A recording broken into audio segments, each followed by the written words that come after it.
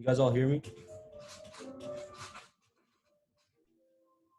He said, "Is this elevator music?"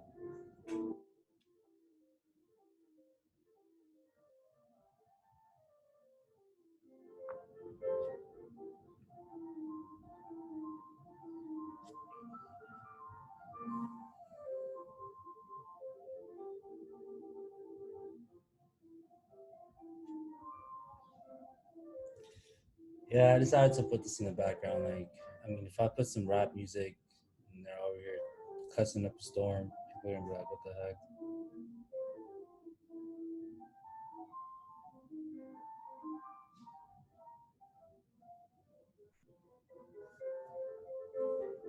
I'll wait about a few more minutes.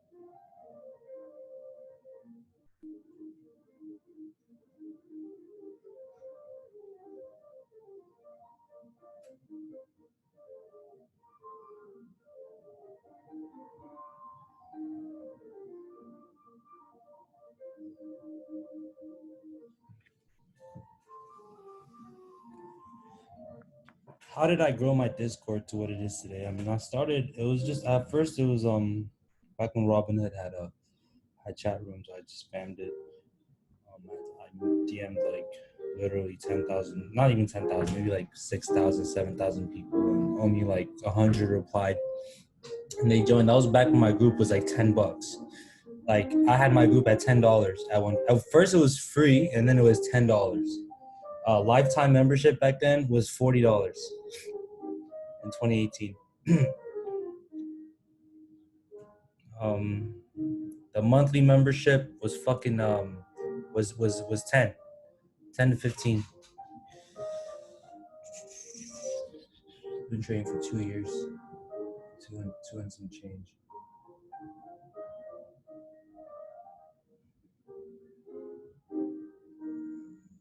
Yeah, man, I'm here to disrupt the trading community. Who has a who else do you know has a class that's $250 and 2 hours every 2 days? Every other place you buy these kinds of things, you know what I mean?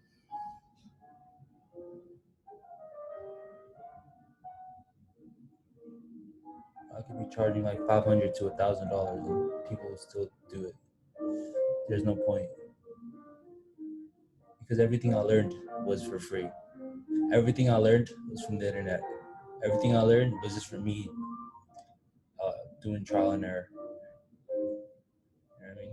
Some people just don't want to go through that and they'd rather learn it from someone else. So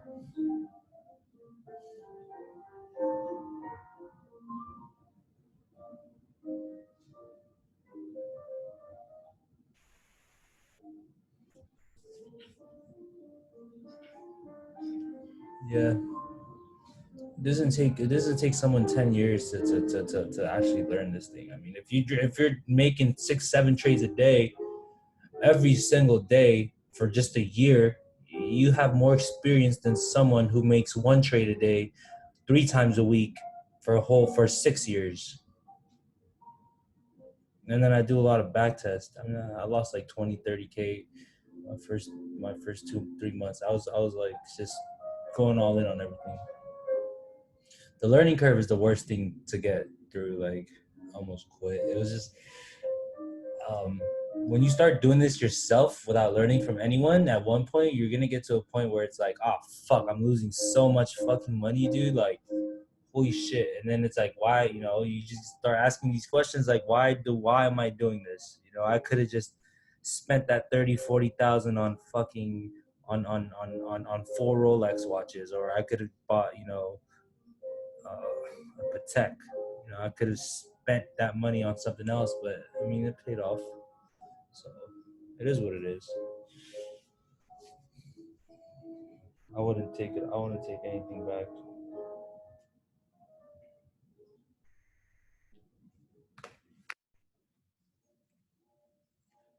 No, it wasn't even risk management. It was the way I approached things. I was just like, you know what, fuck this. Like, I just lost 3 grand. I'm gonna put in fucking six, so I can make that back. It was just like that back and forth. There was nothing like, a lot of people think that it's like their strategy that's wrong. Well, it's how you think. It's how you operate. It's how you perform. That's wrong. You know what I mean? Not a lot of people realize that. And what's it called? Yeah, I mean, when trading is, you're just entering, exiting. That's it. Like, there's nothing else to it. Like, people make this so complicated. Like, all you're doing is putting risk down. You make money. You make money. You don't. You don't. Like, a lot of people think it's just like 100 fucking 50% going to be every single time. It's not. Like today, I didn't even get 100% on a trade today. I got like 60. Whereas every other day we get like 100 something. So it's not the same shit every day. We could have lost money today. I don't know. Anyways, I'm gonna start right now.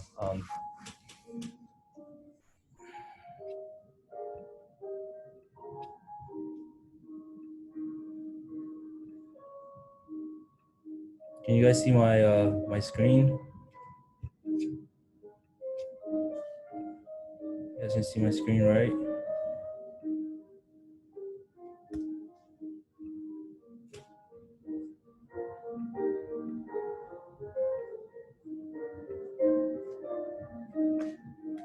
Okay. So this is going to be technical analysis part 2. I might be doing a part 3 on Wednesday. We'll see.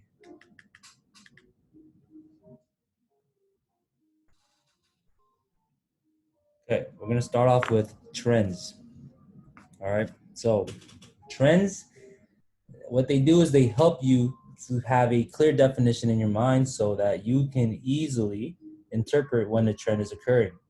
Okay. Uptrend. An uptrend can be described as a sequence of higher lows in conjunction with higher highs. Downtrend. A downtrend can be described as a sequence of lower highs in conjunction with lower lows. The easiest way to identify a trend is if you can draw a trend line. Trend lines are far more reliable and simple to use than moving averages. With an uptrend, the easiest way to trade is if you wait for the trend line to be hit and the price bar to bounce upwards off it, continuing the trend. With a downtrend, the easiest way to trade is if you wait for the trend line to be hit and the price bar to bounce downwards off it, continuing the trend. A break of the trend line, particularly with rising volume, may signify the end of that trend. I'm going to show you guys examples of trends. So here are a couple of trends, okay? Identifying trends, right? You guys see when you're creating a line for uptrends, are you going off the top or the bottom?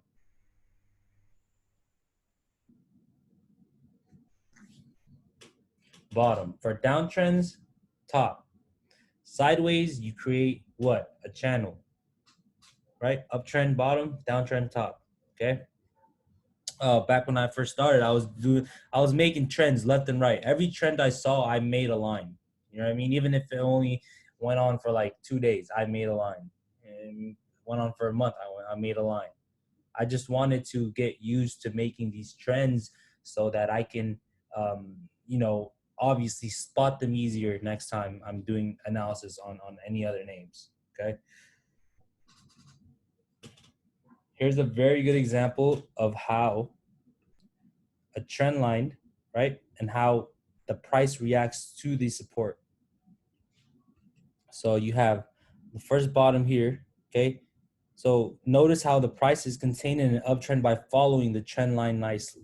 So you have the bottom here, second bottom, third bottom, fourth bottom, right? I mean, by the time you get to, let's say this never happened, by the time you get to this fourth one and you see this big bullish candle, I mean, what usually do you think you're gonna end up doing anyways? Just based on that, like just pretend you never saw the rest of this continuation here. But I'm just saying, like, if you've already seen this test once, twice, thrice, the fourth time, when you think of like risk to reward, then you should already think like, oh my gosh, maybe this is a good trade, a good reversal to take because it's been following the trend line, right? There's nothing else to it other than that. I mean, other than that, are you looking at volume, whatever, right? Here's an hourly trend line on ES. This was last night, okay? This followed this trend nicely, okay? This is just on an hourly chart. So I made this trend when it was about here. I just made it extend all the way to the right. And I mean, it started to treat it as support here and it kept going up, bouncing up.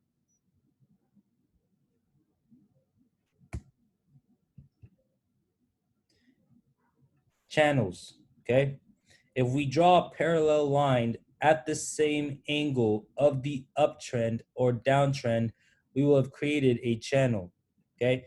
These are channels, right? If you take off the top, then yeah, it's an uptrend line. But if you create a channel, if you create a resistance and a support in a trend, that makes it a channel.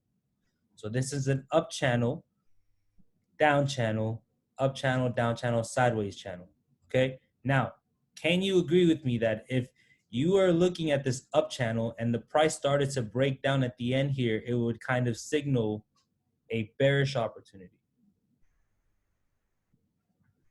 Whereas if you were looking at this down channel and you saw the price moving up above the top line, it would indicate buying, right? Vice versa. Okay. To create an up ascending channel, simply draw a parallel line at the same angle as an uptrend line and then move that line to position where it touches the most recent peak. This should be done at the same time you create the trend line. To create a down descending channel, simply draw a parallel line at the same angle as the downtrend line and then move that line into a position where it touches the most recent valley. This should be done at the same time you create the trend line. When prices hit the lower trend line, this may be used as a buying area. When prices hit the upper trend line, this may be used as a selling area. Okay.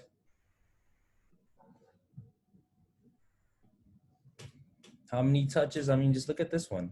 How many touches does this have? If you're looking at this on an hourly chart, on a 4-hour chart, on a 1 day chart. You know what I mean?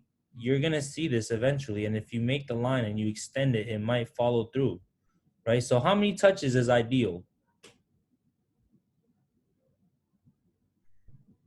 3. 3 is good.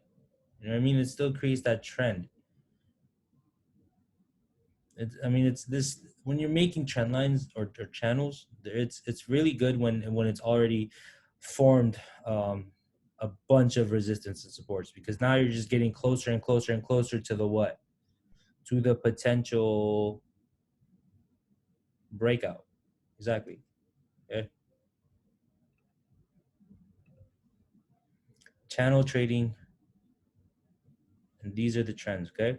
So you have this consolidation period here. So first, right, you have a bear trend line with swing highs, right? You have the swing highs here, swing high, right? The swing high is decreasing right now, right? And then you want to draw a parallel line starting from the swing low, okay? This is that, essentially you can use this as like a support line. 3, pull back to the trend line and earlier congestion levels, short with bearish inside bar. So what this is telling you, that it's respecting this channel, okay? It's respecting this channel here, right? Like if you get in, let's say you get in here, right? You get in here, right? You would see this, and you would see this pull back up. What is this also? What pattern is this also creating here? Right here, top, boom, there, bear flag right there, right? Once you see that, and then you know it's treating that top resistance, then you should already have a bearish point of view, right? Would there? Would you think the chance? What do you think? There's a good chance of this breaking out right here and reversing? No, right? There's no, like, I don't see any patterns that's essentially kind of telling me like, hey, right here is when we can potentially break out, right? I mean, you have this little triangle here, but just the fact that you have these 2 selling candles right here, and you have this support line, right, that turned into resistance, it gets hit, and then you reject and you bounce back down into the channel, right? More than likely it's going to follow through.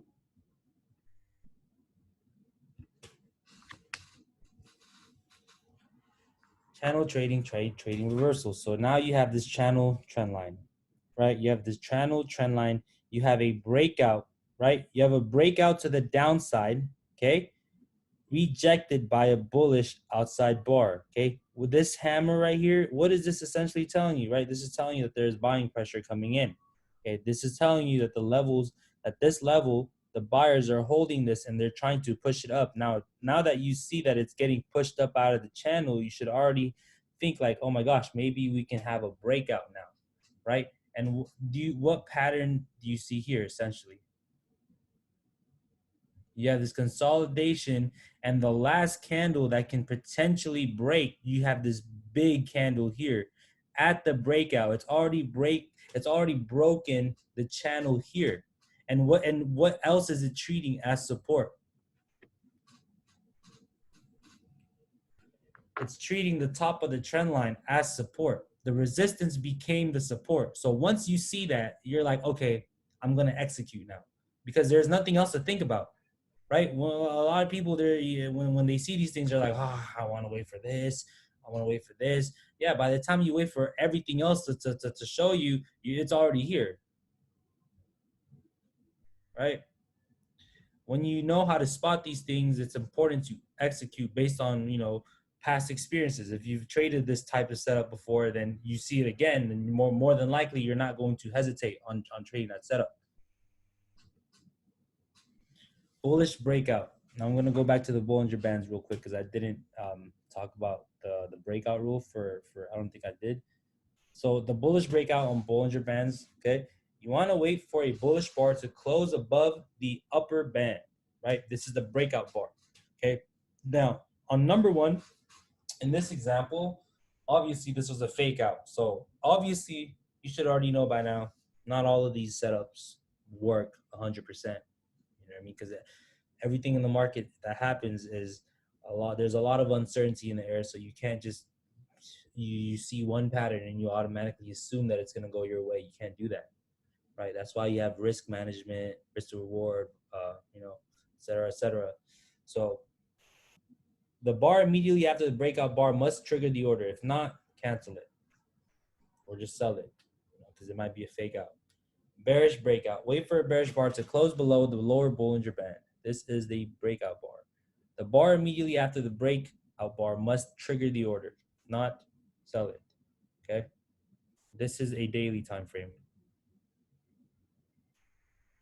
See on the right here, the bullish breakout bar here. We went over this on Saturday. Spoke about the same thing. The first breakout, you see this big move. Okay. Why? Why do you see this big move? What are you looking for before the breakout? What kind of period? There's a name for it. We literally went over this on Saturday, if you guys were paying attention. The Bollinger Squeeze, right? Flags and pennants. Flags and pennants are short-term continuation patterns that mark a small consolidation before the previous resumes. These patterns are usually preceded by a sharp advance or decline with heavy volume and mark a midpoint of the move. So, fierce move. To be considered a continuation pattern, there should be evidence of a prior trend. Flags and pennants require evidence of a sharp or fierce advance or decline on heavy volume. These moves usually occur on heavy volume and can contain gaps. This move usually represents the first leg of a significant advance or decline, and the flag pennant is merely a pause. How many of you can agree that when you see bull flags or pennants, they're usually it's a consolidation period. So essentially, it's a pause, right? All the buying pressure that you saw, right? Well, what are people doing that creates that bull flag?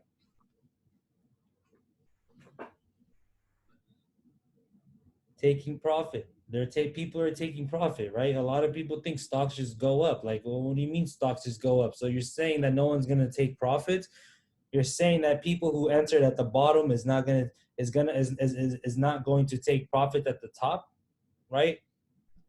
Someone asked, what do you mean at the top? I mean, if Amazon moves from $10 to $60 without stopping and then it starts selling off, isn't that not considered the top?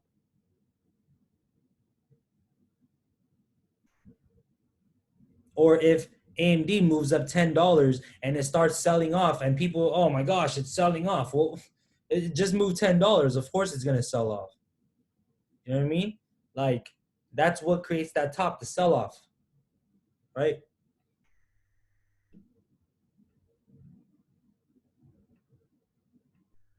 Pennants. Here's an example of a pennant right here. So it's like a symmetrical triangle, right? Pennant, symmetrical triangle. It's essentially the same thing. I prefer calling it pennants when it's gearing. It looks more like a bull flag, but a triangle, right? It shapes that cone when it's going down, with that slope. So look at this: the size of the pull and the size of the breakout. What is similar?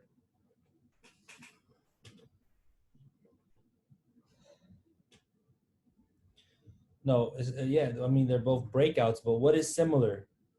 The size. Okay, the size of the pull, you can use that as what?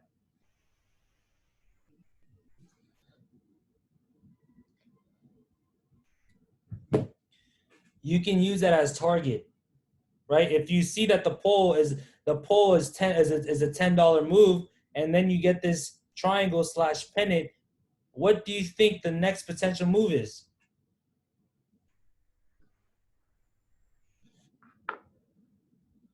$10.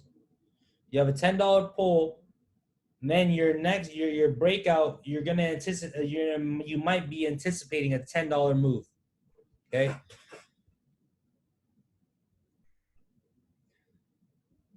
Take a picture of this because I would just take a picture of this, print it, put it next to my fucking computer every morning. I used to do this. I used to have a picture like this. I used to have uh, EMA crosses. I used to have pictures of Bollinger Bands. I used to have pictures of RSIs. I literally used to have pictures of different setups on my desk when I'm trading, so I can fucking refer to it. Like I'll be like, I'm literally shuffling through the paper like this. I'm literally like this while I'm trading before. Like back then, I was like, I'm looking at the 1 minute, 5 minute, 30-minute chart, doesn't matter, and I'm like, oh shit, which pattern is this? Which pattern is this? Which pattern is this? Because I couldn't memorize all of it, right? I had to keep looking at it. You know what I mean? So that's just a good way for you to kind of memorize these things. You know, if you just print them out, you look at them. Difference between pennant and a symmetrical triangle. What's the difference here? You guys see what is the difference between a pennant and a symmetrical triangle? There's a picture right here. What is the difference?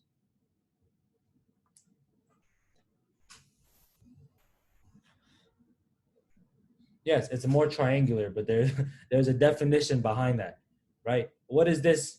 Higher what? Higher lows, and you essentially have the same low here, right? You have like, what is this? Like an acute triangle, and then you have a triangle here.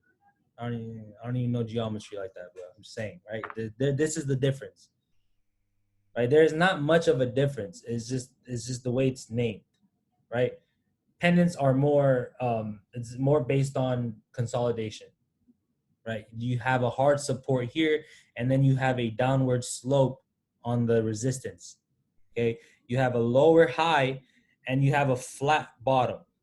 Whereas a symmetrical triangle, you have a lower high and a higher low, okay?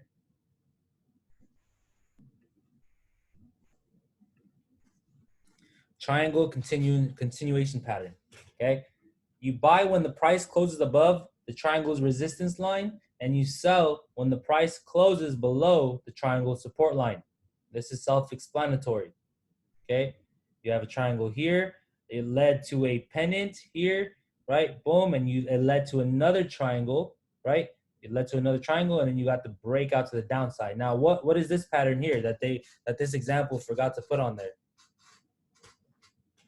You have a bear flag here, so more than likely in this chart, it probably went down. Okay, and what else do you have here too? Bull flag. You guys see how these patterns always repeat themselves, right? A lot of people just tend to throw these patterns off to the side and want to stick to using MACD and RSI and all this stuff, but this is literally price action, is it not? Like you know, this is what patterns do is they tell you a story, right? They tell you a story. You have the buyers here buying up the price, increasing the low, right? You have support. You essentially have support, support, support, support, support, support, support, support. What's happening to the support in a triangle? It's increasing, right? And what's happening to the resistance? It's decreasing. So at one point, these buyers versus these sellers, what are they going to do in the middle? They're going to meet each other. They're going to squeeze and they're going to meet each other. And whoever has the most buying or selling pressure is what's going to dictate what happens to the price.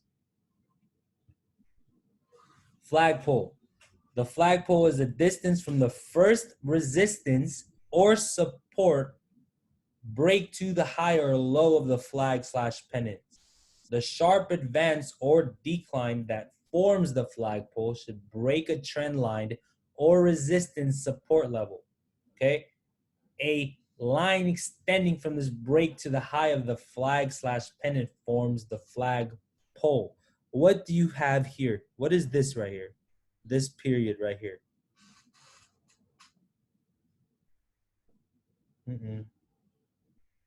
Consolidation right here. It's a consolidation period, right? You have resistance here, resistance, resistance, resistance, support, support, support. So what is this? Starts with an R. It's a range, right? You guys see this range? And then what did it break in the range? What did it break? It broke the resistance, right? You see this? The sharp advance right here, the sharp advance, okay, that forms the flagpole should break a trend line or resistance support level. Did this break a resistance level here? If you were to draw a line across here, boom.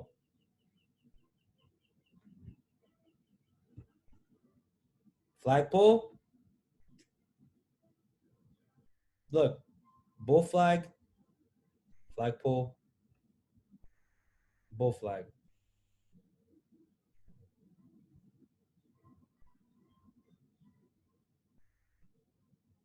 Flags. A flag is a small rectangle pattern that slopes against the previous trend. If the previous move was up, then the flag would slope down. If the move was down, then the flag would slope up. The price action just needs to be contained within two parallel trend lines. Okay, here's A. Our entry points are either above the top of the flag or as the upper parallel line is broken. Our stop loss is a few ticks below the bottom of the flag itself. Now, when you guys are trading bull flags, if you've traded them before, when do you usually enter?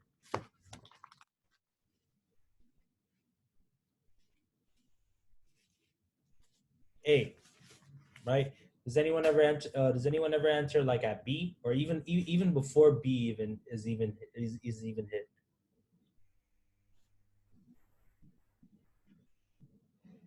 Now here's the thing, okay?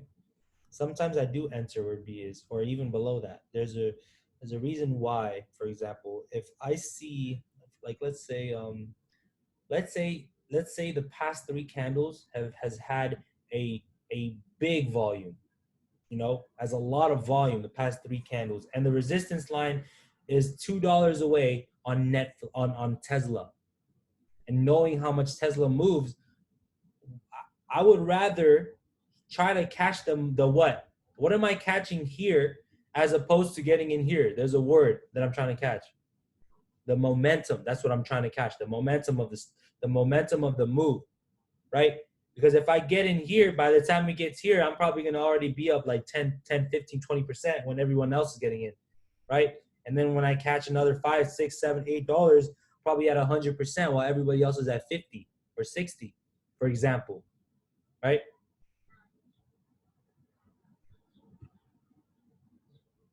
Point A is at the level of the top of the flag, okay? Why is it, what makes it the top of the flag?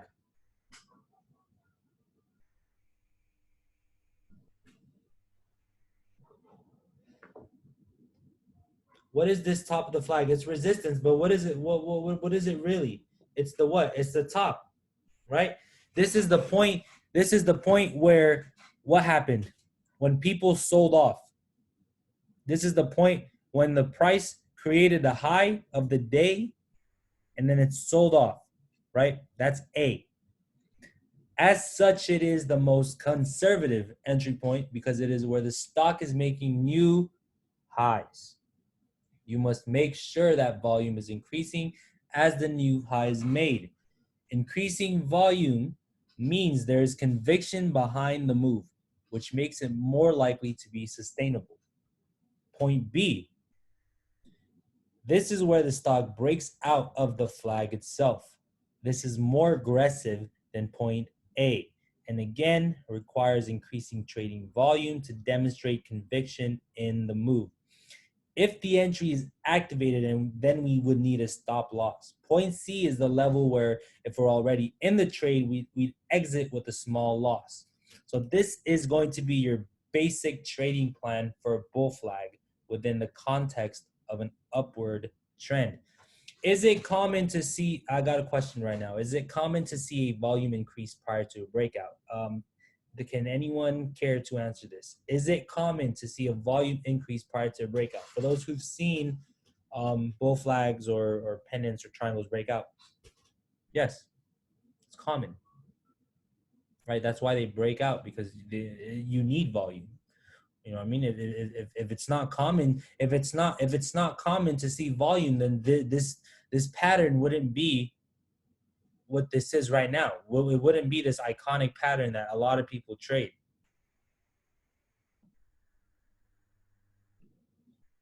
Flags, bear flags. Okay, this is a bear flag. Our stop loss is a few ticks above the top of the flag itself.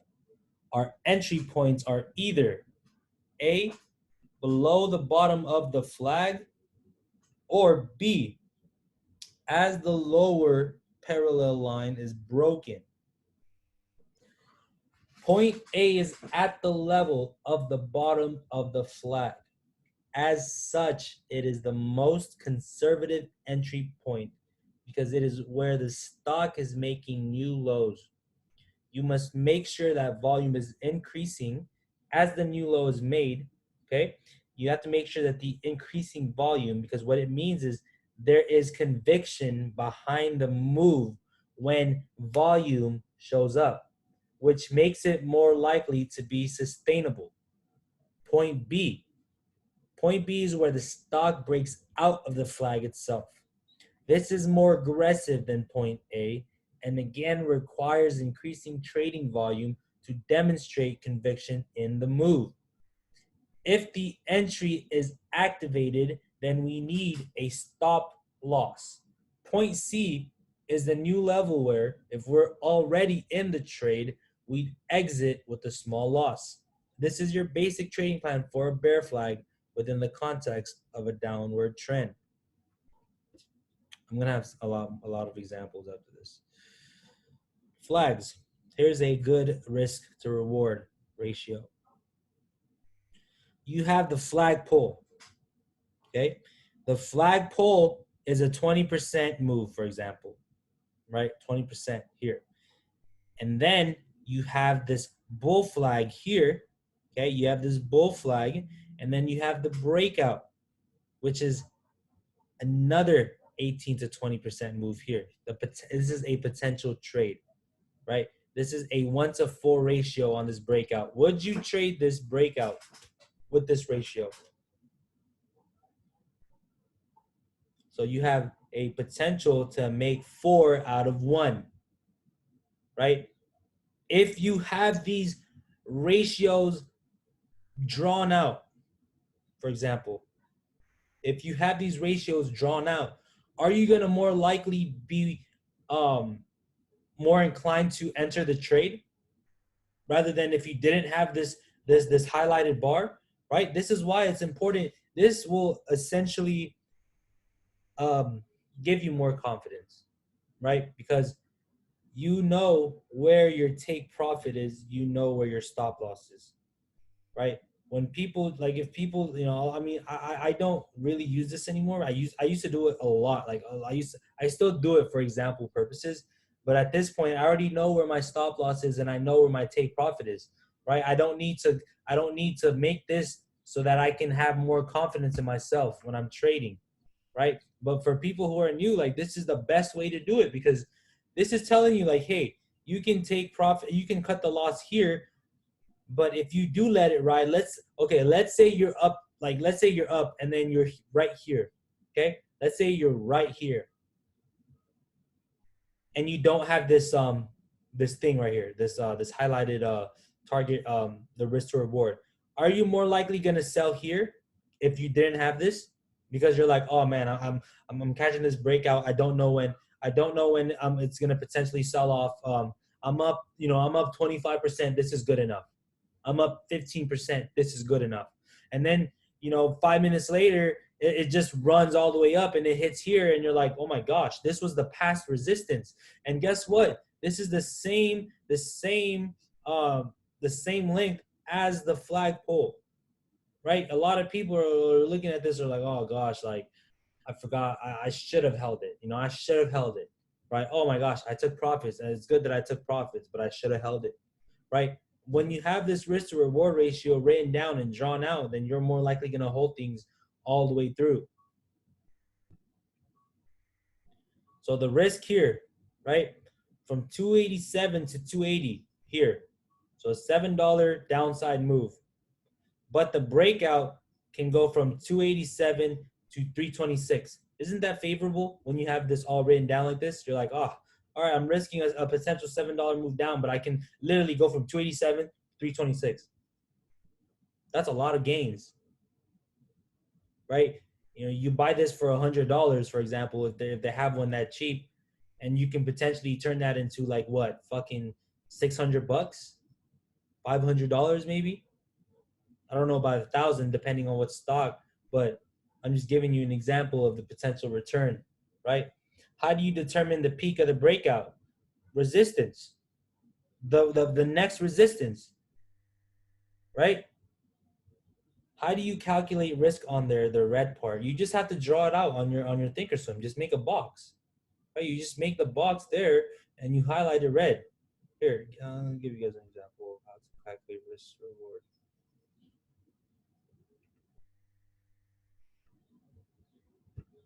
I did show this example to multiple times.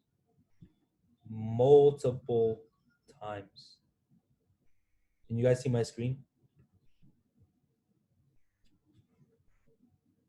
So what am I gonna have? What am I gonna pull up right now on the tools?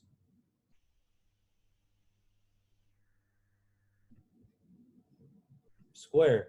You just make the square there, and then you make the square here.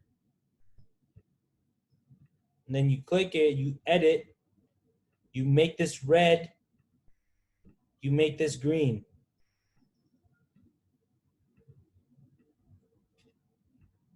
That's how you make your risk to reward. Now you find a potential trade that you can take.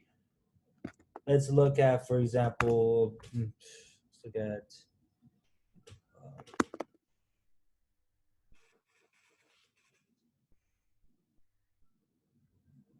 oh, that's an example from a website that you can go on TradingView and you can just click the they have a setting where you can do that. So I'm looking at Tesla, right? Let's go to the hourly chart.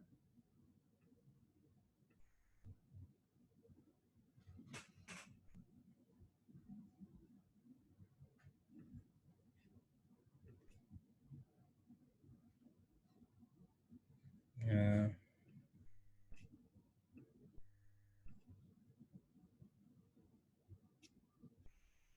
You could have a little triangle here, but it's not. I'm anticipating a breakout here over here. So look, okay. Once we pass this line, right? Once we pass this line, so let's say tomorrow we end up here, for example, and I want to make my risk to reward. I want to, let's say I'm basing it off of this triangle, right? You guys see this triangle?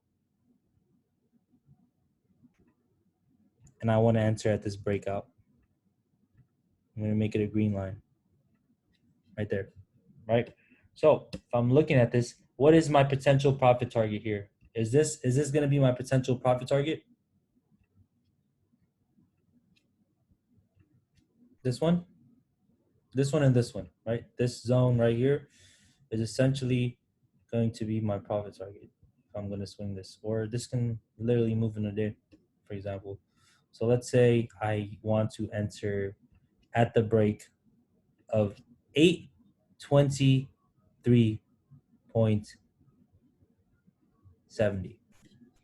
right? Where is a good place to place my stop loss if I'm going to enter at this break?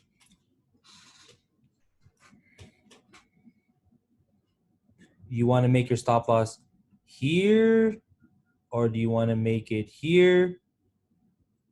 What's a good comfortable stop loss that you guys are realistically potentially going to take, realistically? Because I know some people cry when the stock goes down $2 and they're holding it 3 weeks out. They start crying like, oh my gosh, the stock is tanking. All right, so realistically, let's say, don't make it here. This is going to be my from 8. Let's make it here. let's make it here. Let's make it $10. Okay, let's give it a $10 potential downside risk. Right, it's not too bad. Okay, now you have that. What is your potential profit?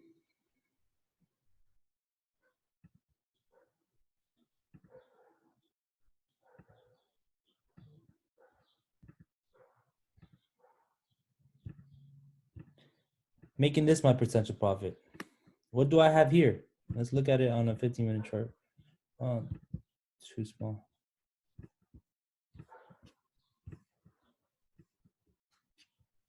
Jeez.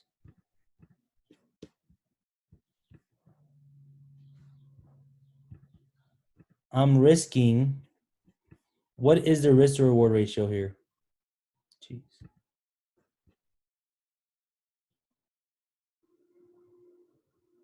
One to two, 1 to 3, 1 to 4, 1 to 4. Why is it 1 to 3? Why is it 1 to 4? Because a lot of people are saying 1 through 6, 1 through 7, 1 through 10. Why is it 1 to 3, 1 to 4? You have a $10 downside move, and then you can have a potential $50 upside move. So it is 1, 2.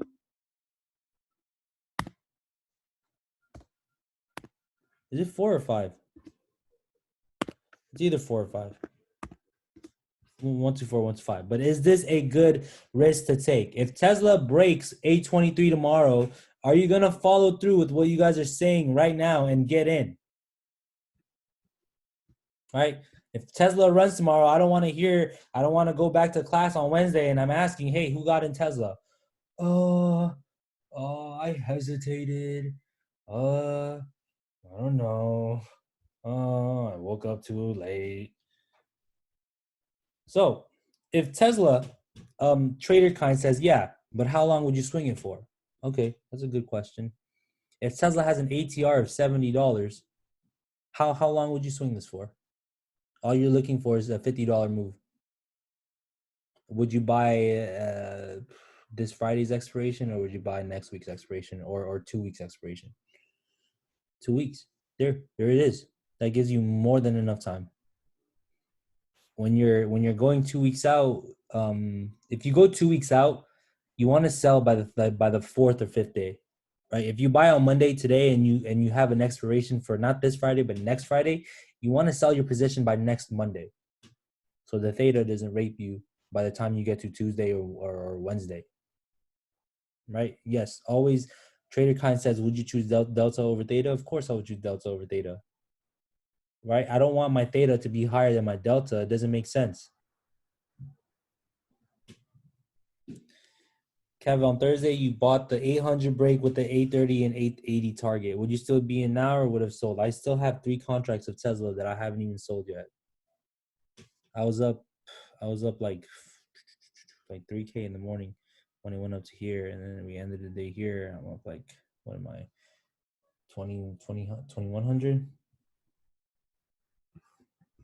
So does that make sense for Tesla risk to reward? Can we go back to the slide now?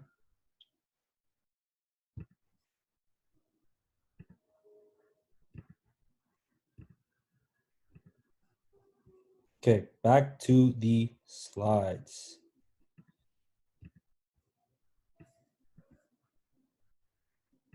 Thanks for the early watch list. Now I have a nice play for you guys at the end of the slide. Don't worry about it. You guys are gonna be like, what the heck? So wedges. Okay, this is an example of an ascending wedge. These are often more bullish than horizontal trends. Buy on the wedge breakout.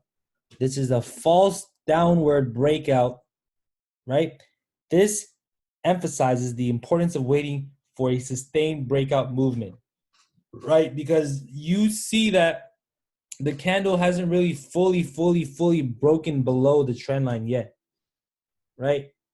So if I'm looking at ascending wedges, I want a nice candle to just stick out of there, right? If I see, like, okay, would you buy this breakout to the downside if you saw just one big candle just sticking out, or would you buy it here when you have all these wicks that was once red candles and got bought up here, and you have all these wicks showing, and then you enter there just because you saw the price slightly broke below, but you didn't realize that the wicks are telling you that this might potentially reverse back into the channel. Does that make sense? So wedges are very common. They tend to represent trend channels with a slight upward or downward bias. Wedges are the same as trend channels, except the lines are not parallel. They are slightly slanted, which means pinch outs do occur. Rising wedges give rise to upward breakouts more often than you think. Wedges can be bearish or bullish, so always wait for confirmation. Bearish rising wedge. As you can see, the price came from a downward trend before consolidating and reaching higher highs and even higher lows. Okay, then what happened? Price broke down, downtrend resumes. Okay, now just based on this candle, this end candle here, doesn't this tell you that we're so close to the end where we might pinch, right? We're so close to the end where we might pinch. This might potentially move to the downside because there's a lot of selling pressure just based on that last wick.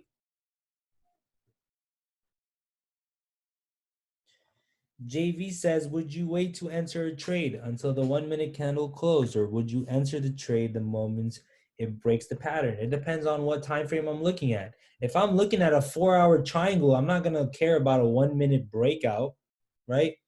If I'm looking at a 5 minute candle, then yes, I might enter at the 1 minute breakout. Does that make sense? If I'm looking at a minute, if I'm looking at if I'm looking at a 1 minute chart and it shows me a triangle, then yeah, I'm gonna get in the 1 minute breakout. But if I'm looking at a 4-hour or a daily candle, a daily triangle, you know, there's no way for you to enter at a 1 minute breakout. Does that make sense? It depends on what time frame you're looking at.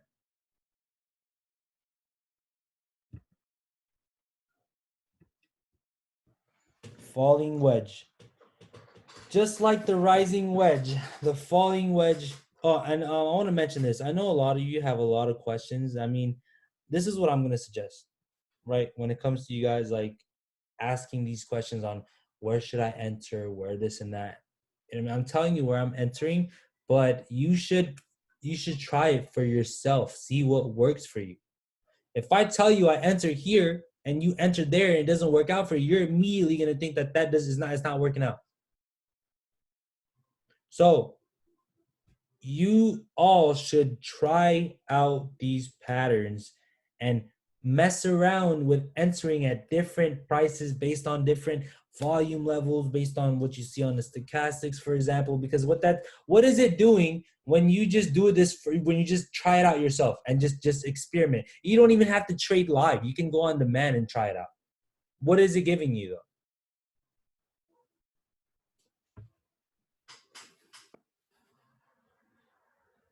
It's giving you screen time, is giving you the experience, is giving you the confidence. Because now you're doing it for yourself. You're not just seeing someone talk about it and you seeing it based on what he says. You're seeing it for yourself. You press the button and now you see it for yourself. When you see things for yourself, you start believing it, and then now you start being confident. Now your confidence level is gonna rise.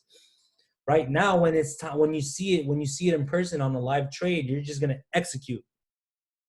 Because you've done this so many times, even if it doesn't go your way, you know that this works. Right? That's how I view things. Right? Every single thing I call out, I know my strategy works. So I don't care if the signal is bad, or I don't care if it ends up being a bad trade. Because I've already went through a lot of different signals, and you know what I mean? Like if from January, for example, if from January to or not even January, let's say last year, my whatever accuracy rate is like 80%, And let's say from January to April, my accuracy rate is 93%.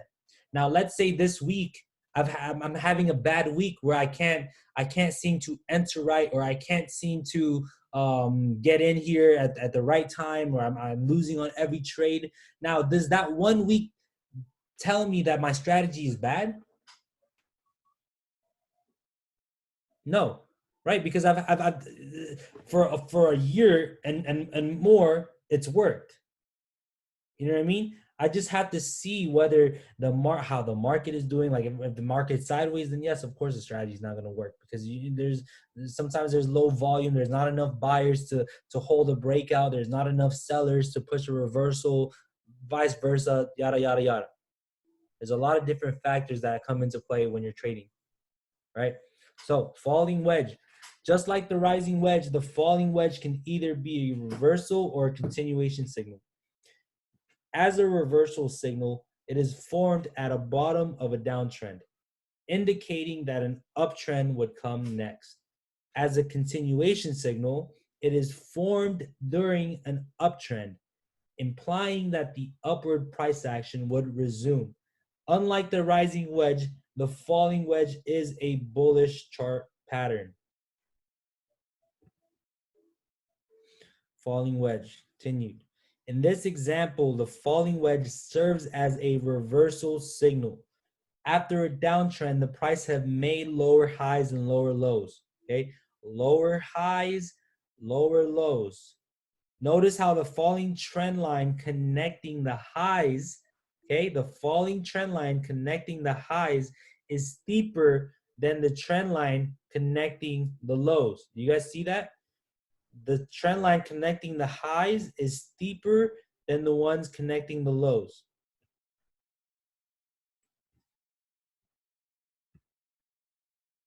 Looking at this breakout, is it the same size as this pole right here?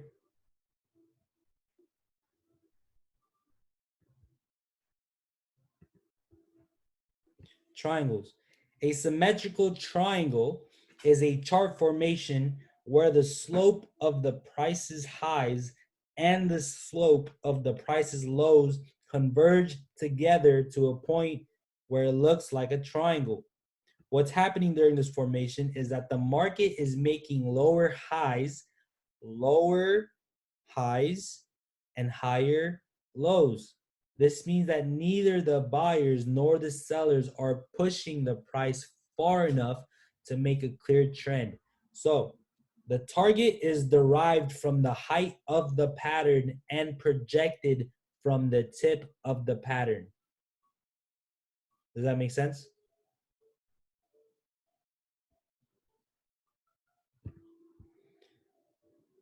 Here's a symmetrical triangle pattern on FedEx.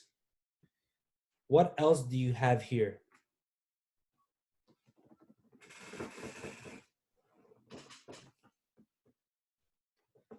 So you have multiple things here.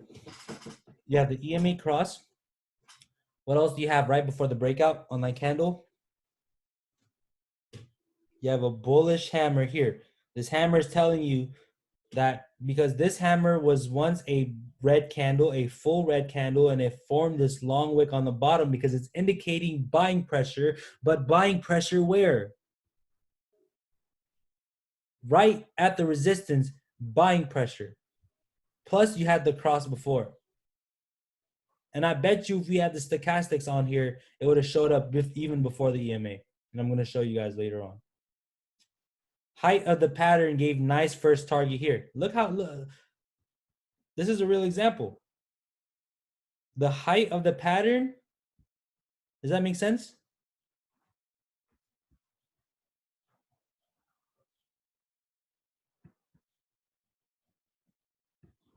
Apple gap fill, okay?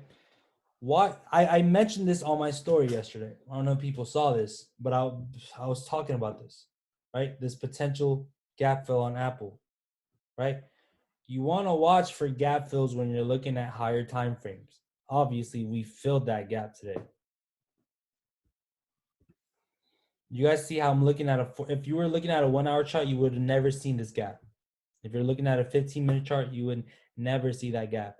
That's why it's important to do what?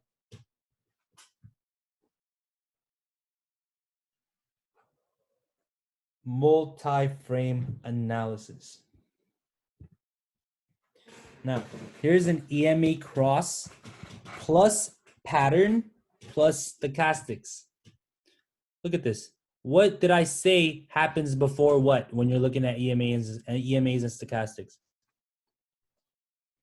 So you want to look for the stochastics to cross first, and then you want to look for the EMA cross. Now, this EMA cross happened right at the what? The breakout. Okay, the breakout. This is why I swung this. You guys know this is why I swung this? Right here, right before the day ended, I saw that the EMAs were crossing, and I saw this pattern, and I saw the stochastics cross first before the EMA. So I went and bought up 3 contracts, and 2 days later, it was fucking 120%, 130%. I bought really cheap contracts too, and it's in the chat. You guys can see it on the signals thing. You can see the timestamp on there. You can see what time I posted it on this day.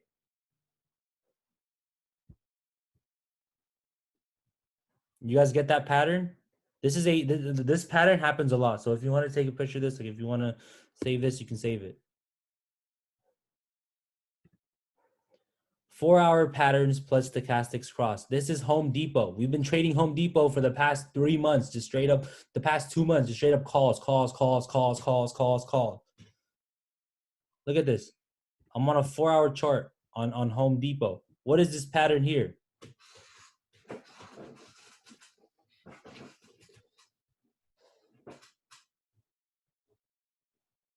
You have this pennant,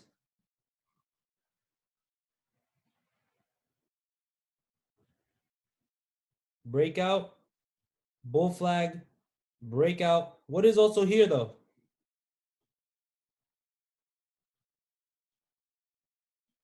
Triangle, bull flag. Look, this happened there was a pattern every single day. Every single fucking day.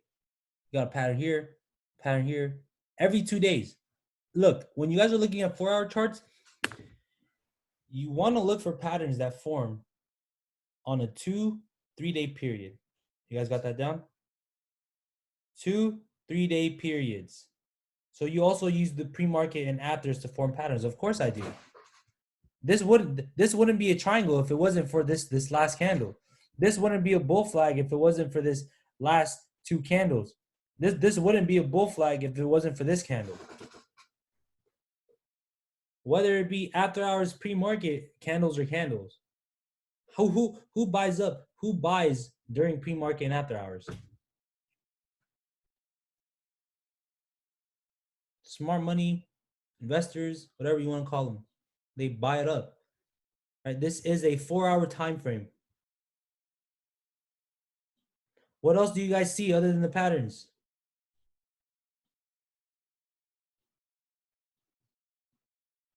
Simple. Do you guys see how simple this is? And a lot of people make trading so complicated.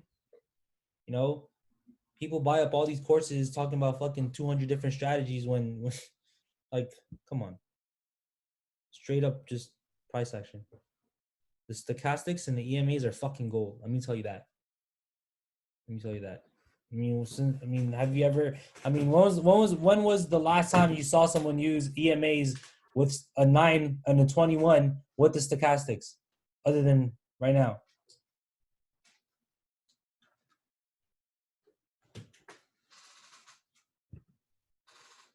Now look at this one, symmetrical triangle. This is right now. This is happening right now. Look, it hasn't even fucking formed the. We haven't even had this day yet. This is a 1-hour chart on Baba. How many fucking triangles do you guys see? 3. Triangle here, triangle here. Why is this triangle so strong?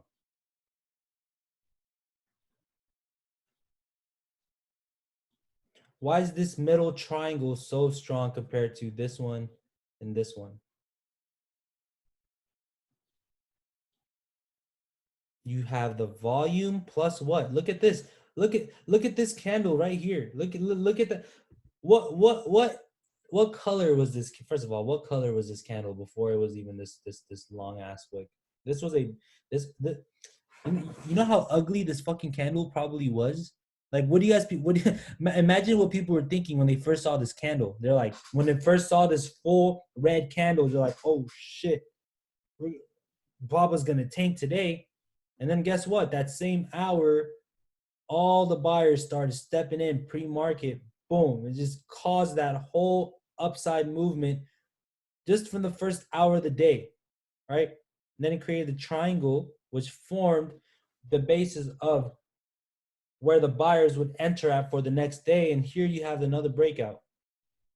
I mean, I don't know what's going to happen tomorrow. We might break out again. Well, I mean, if we see another triangle tomorrow and it's the same fucking exact thing, what are you guys going to do?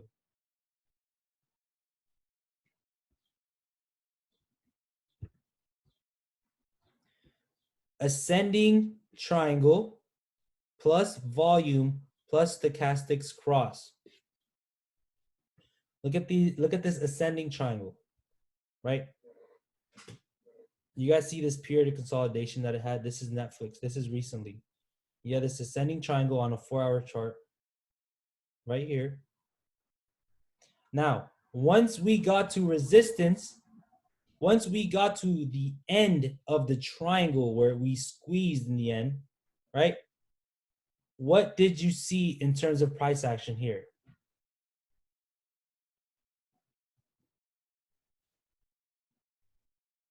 Why is that ascending and not a rising wedge? Ascending triangle, rising wedge, you know, it's what matters is the pattern, right? Ascending triangle, rising wedge.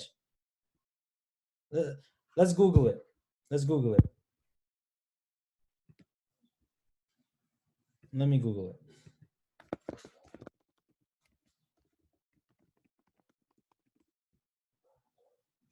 I say it's an ascending triangle. Someone else says rising wedge.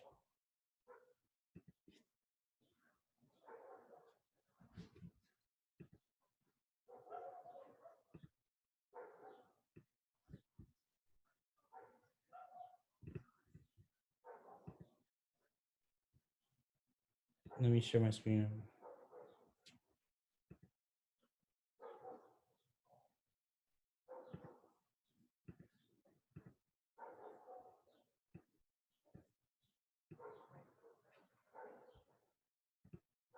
Does it not look like that?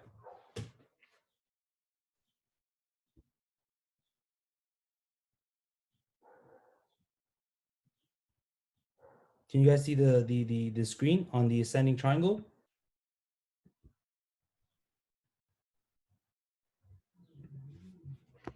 Now let's look at rising wedge.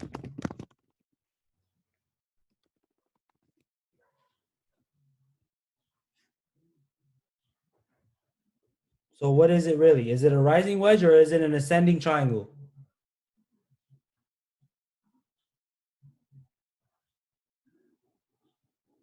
This is a rising wedge here. Okay, I'm asking you guys a question. Is this a rising wedge or an ascending triangle? The example that I'm showing you on the presentation, is it an ascending triangle or is it a rising wedge? There is a difference. Just look at the rising wedge. What does the rising wedge have? It's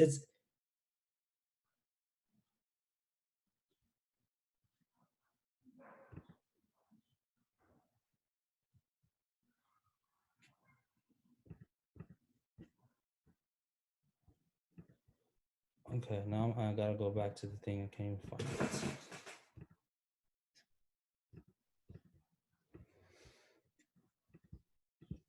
Give me a second.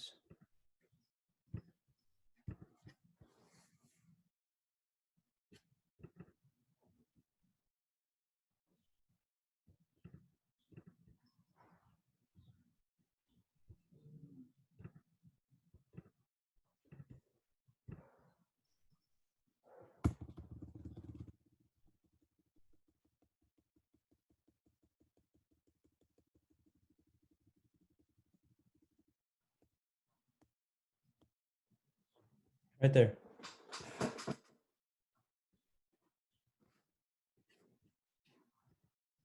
So going back to this example, okay? What do we have here that's telling us that this might be a potential breakout?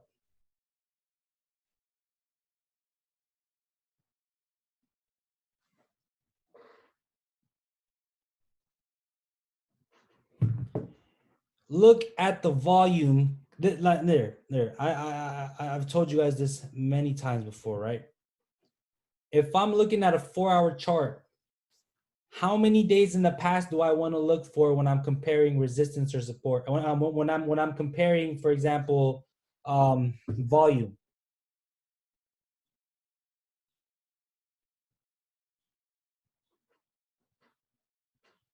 Three days. Now, what happened in the last 3 days? What happened to the volume in the last 3 days?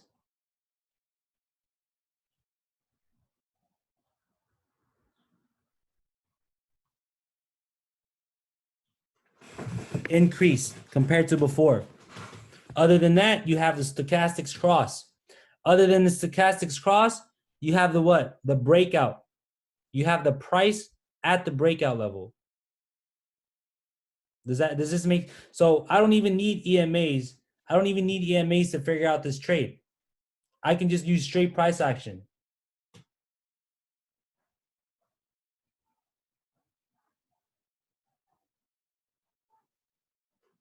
Does that make sense?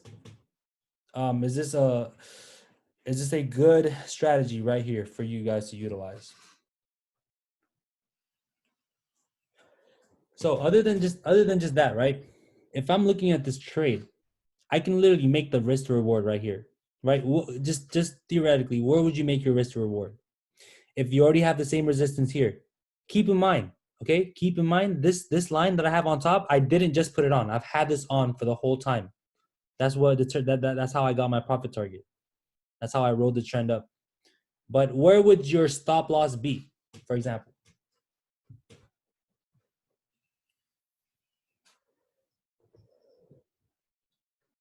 Below 391.48, right? If you just make, if like literally, like guys, if you just make your stop loss here, like here, right along this line right here, maybe like what is this, 391? Maybe this is about 387. And then you have that risk, just risking this much right here, this much to make from 391 to 450. A $60 move. You're risking a $6 downside to a $60 move. What's the risk to reward there? 1 to motherfucking 10. And people are always wondering, how the fuck do you get 300, 400% on your trades? Duh. Right here, buddy. I'm showing you guys how you can take advantage of movements using risk, just using risk to fucking reward, right? It's that simple. Does that make sense? All you have to do is just risk now, you know, just risk and see what happens. Right? You guys already got this down, right? Do you guys need me to explain this one any further? If anyone has any more questions just on this one.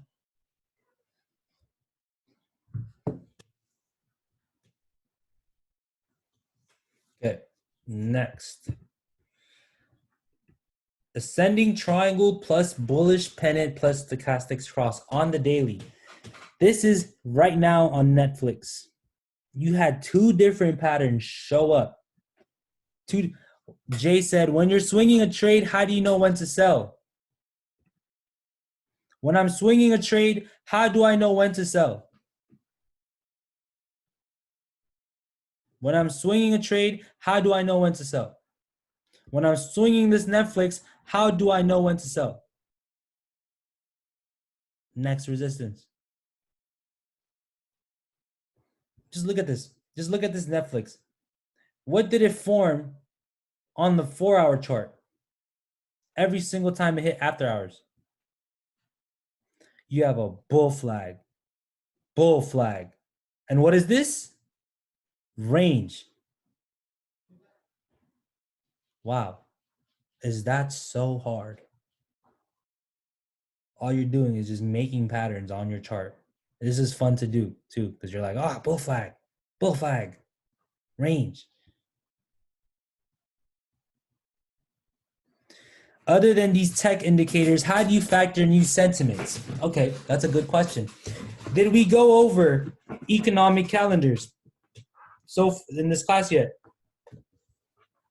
Did we go over what to look for in terms of news? Did we go over what to look for in terms of determining the sentiment of the market? The very first day of class, we talked about the fundamentals, what to look for in terms of sentiment, how to find out what the news is telling us just by looking at the economic calendar and looking to see who speaks this week. If Powell's, for example, if you have Powell speaking tomorrow, right? What do you think is going to happen to the market before he speaks? It's going to be sideways. It's going to be sideways before he speaks, and whatever he says then is just going to determine what's going to happen. So how do you determine market sentiment or determine other factors when you don't think about technical analysis, right? You can look at it from you can look up different things. You can have, if you have, for example, if you have Benzinga, I have Benzinga Pro. So every single news that comes, I'm getting alerts right now as we speak from just fucking news. Right? Obviously, you're not just blindly using patterns and stuff, although a lot of people do that. But yeah, you do want to take account of what's actually happening to the economy right now. For example, Tesla. What happened the past 2 days with Tesla? What's been happening with Tesla? Why do you guys think we failed to break the resistance today? Just not even just based off indicators. What do you guys think? Why did we fail to break the resistance today? Because a lot of people they're not fucking sure whether to buy it or not. Because they don't know with this Fremont thing, they don't know if it's going to be a good thing or a bad thing. He's speaking up against the city not doing this, but you know what I mean? You never know. Right? It might be a good thing, it might not be a bad thing. It might be a good thing because he's bringing economy into Fremont. He's helping their economy. And they're telling him, "Hey, you can't fucking do this right now." When all the other car companies are allowed to have their manufacturing right now going on, Tesla can't. When he's the one that's bringing economy, he's helping the economy flow in Fremont. So yes, of course he's going to threaten to move the economy, to move Tesla out, because what's that going to do to Fremont? It's going to slow down their economy, right? Because why should he stay at a place where they don't want him to do this when everyone else is doing it? When California says yes, but just that city says no. Does that make sense? Does that make sense as to why Tesla didn't fucking break today? You know what I mean? So when you have all these news and factors behind you on top of these indicators, then yeah, you'll be good, right? Ascending triangle plus bullish pennant plus stochastic cross. So look at this. You have an ascending triangle here. You have an ascending triangle at the what?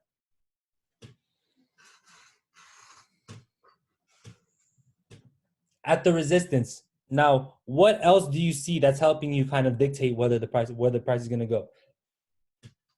Volume. Volume here. Stochastic cross. Size of the pull, size of the breakout. Right here. You guys see, I'm talking about this on the bullish pennant now. You guys see the size of the pull here, right? And then the size of the breakout, the same exact thing. You guys see that?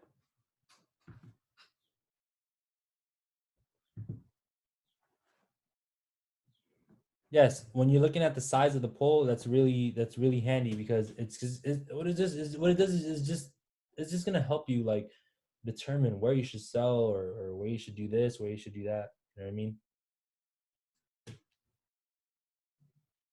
Now, what else do you guys see?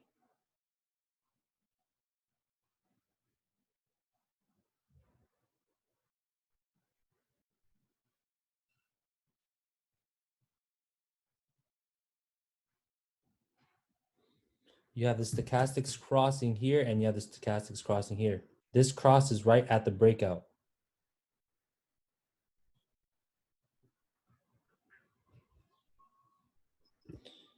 Would you sell at the top of the resistance, or would you hold and see if it breaks out of your resistance for a bigger play? Okay, JV says, would you, okay, he says, would you sell at the top of the resistance, or would you hold and see if it breaks out of your resistance for a bigger play? Okay, just based on that, what is that? What is that considered? That's greed. That's straight up greed right there. You have a $50 move. You already have you already took advantage of a $60 move, and you want 100? That's greed, right? It's already ran. What you know what I mean? You have to think about, you have to be realistic about these movements. A lot of people are not even realistic at all. They want fucking $1,000 move on a stock that moves $10 a day. Like, that's not possible. You know what I mean? For example, here, let me give you guys an example, all right? Here's a very good example. If Netflix has a $50, if Netflix has a $30 ATR, and in one day it moves $70, okay? It has a $30 ATR and one day it moves $70. What do you think is gonna happen for the next 3 days? It's gonna drop. Why? Because it already went way past its ATR. No one in their right mind is gonna fucking keep buying calls. Does that make sense?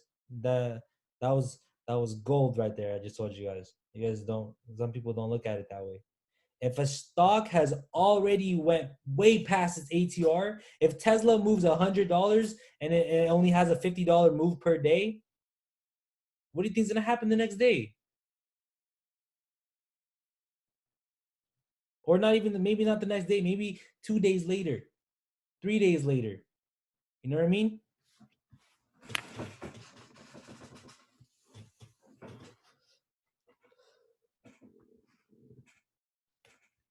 Let's go to the next slide.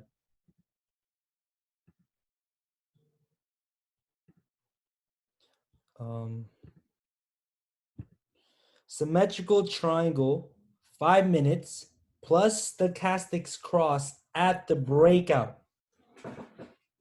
So 5-minute candles, you have a triangle here, you have a triangle here. You can literally trade this breakout too, right? But here's the thing. Here's the thing when you trade this specific first triangle here. Would you trade this? Okay, okay, think about this. If this is a $1 move up to the resistance, are you gonna try to trade this first breakout? No. What if it's a $10 move up here?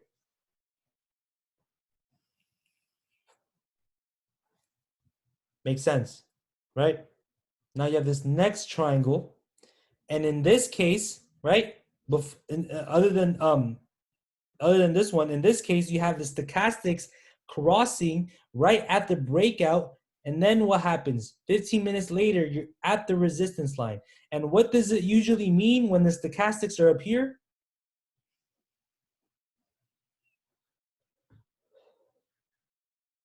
Strong momentum. It's not overbought. I mean, if it's overbought, why did the price not go down? Why did it keep going up? It means there's strong momentum. Does that make sense?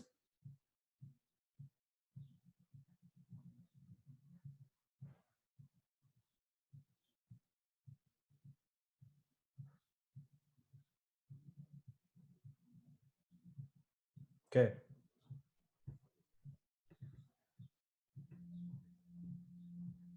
Is this the next slide? Now check this out. Just look at this for a whole minute and tell me if you guys like how this looks.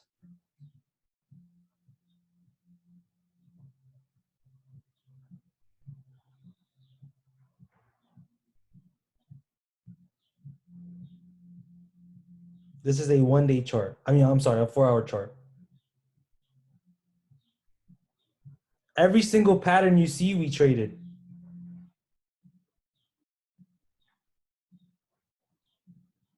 Every single one. How do you think one of our members turned 1,000 into 100,000?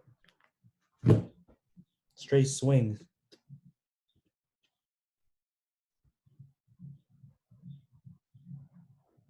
JV says it looks like art. Yes, I agree. This is my best work.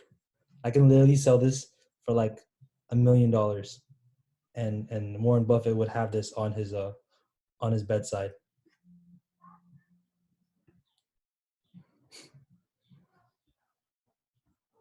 Okay, you guys see this this analysis here? What is this? A range. You have a range, and look at this fucking profit potential. Just this one. Just look at this. This range breakout from here up to the next resistance.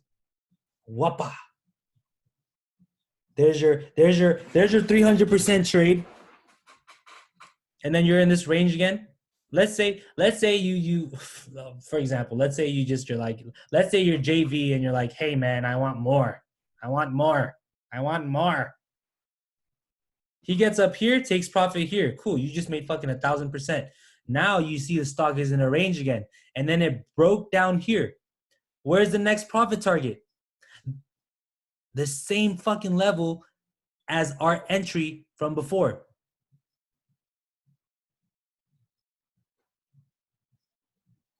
Edwin says, what if the moves happen after hours? What if the moves, guys, what if the moves happen after hours? That's why you... Bada bing, bada boom.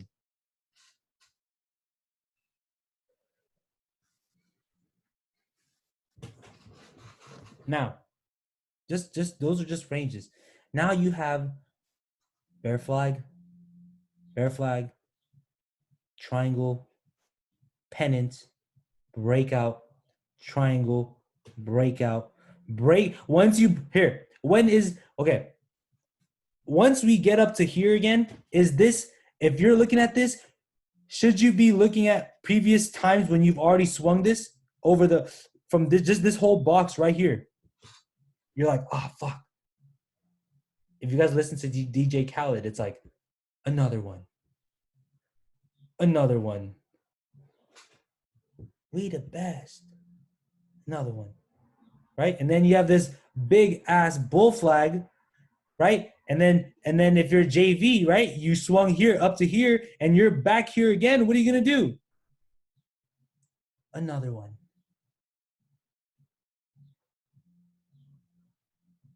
Does that make sense? Is this all starting to make sense to you guys? Is this starting to make sense how I'm able to kind of get all these high percentage trades, how I'm able to get a 90% fucking accuracy rate, people thinking I'm fucking a fucking god? Like, really? Like, come on, it's right here, bro. It's right here. I'm not charging you guys $5,000 to show you how I can make fucking 10 grand in a day. And for $250, I'll show you. You know why? There's enough money for everybody. There's enough money in the market for everybody to fucking eat. There's fucking millions. If there's millions of fucking dollars being traded every fucking day. You just want fucking, I just want, here, market, I just want 5K today. You know, I just want 20K. I just want 15. You know what I mean? Right? This information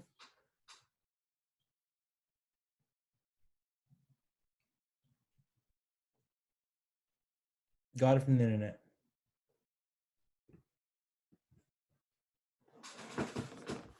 Are these patterns starting to make sense to you guys?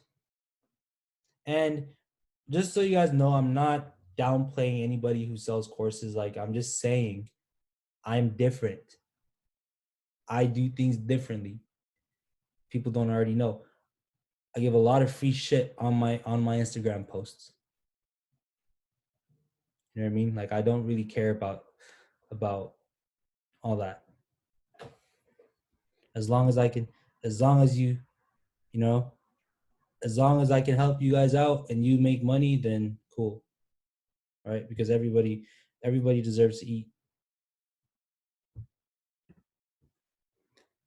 Now, you have 60 seconds to spot the patterns. How many patterns are there? Go, go, go, go, go, go, go, go, go, go, go. Whoever guesses the number right gets fucking $25.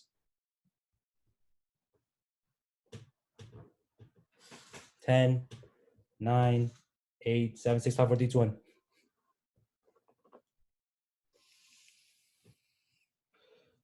This guy said 12.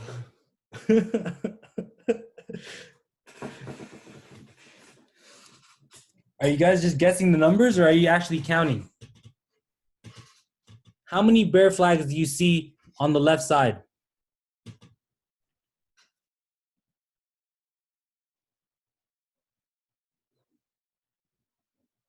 How many bull flags do you see on the right side?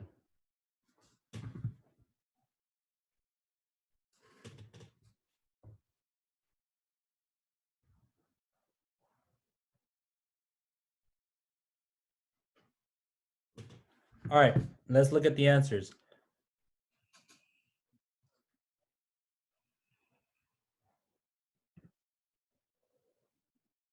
Who guessed 7?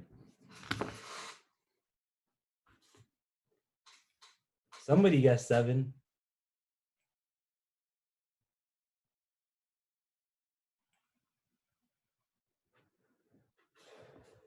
Some of you guys just wrote 7. Cheaters.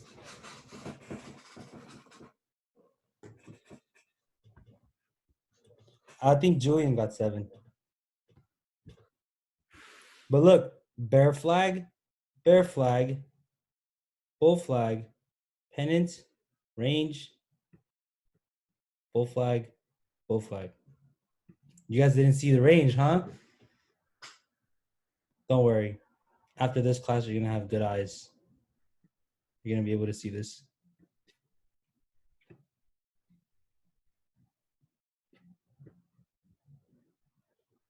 So this is a range because you had the support here and you got tested up here and then you got tested again and then you went back to the same support that you had in the initial and then you have this breakout here.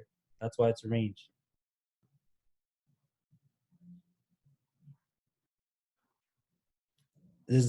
All of this makes sense to you guys.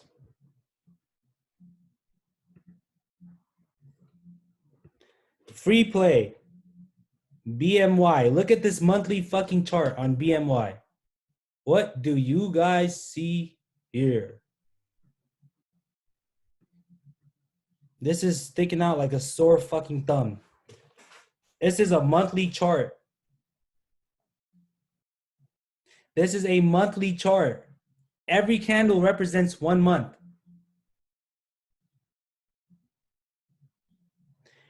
What they're doing right now, if you guys didn't know, they're doing a lot of cancer research. They're supposed to have something coming out in December, November, December.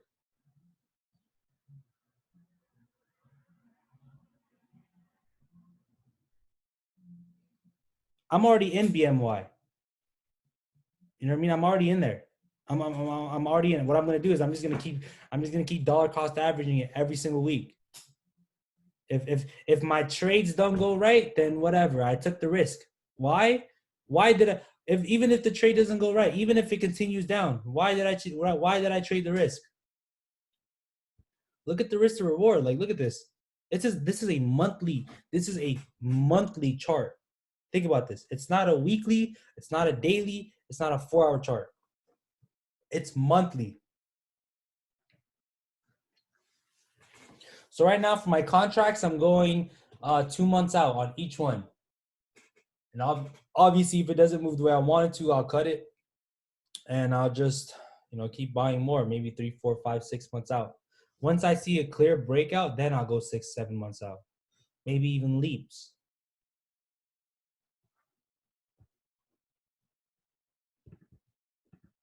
Hold on. Before I end this, I had something else that I didn't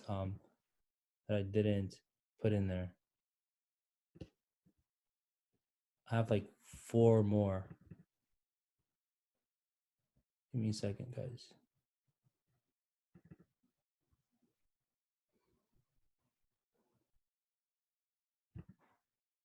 Okay. Look at this. This is a daily chart on Beyond. You guys see my screen?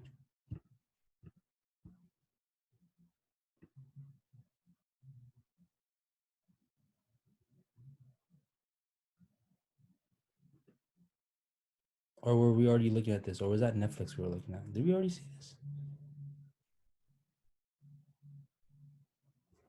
Yeah, I think we already saw this, huh?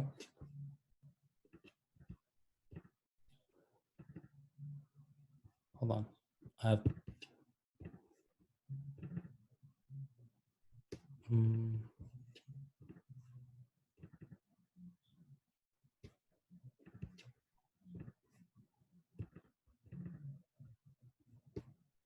1 second. I have so many screenshots.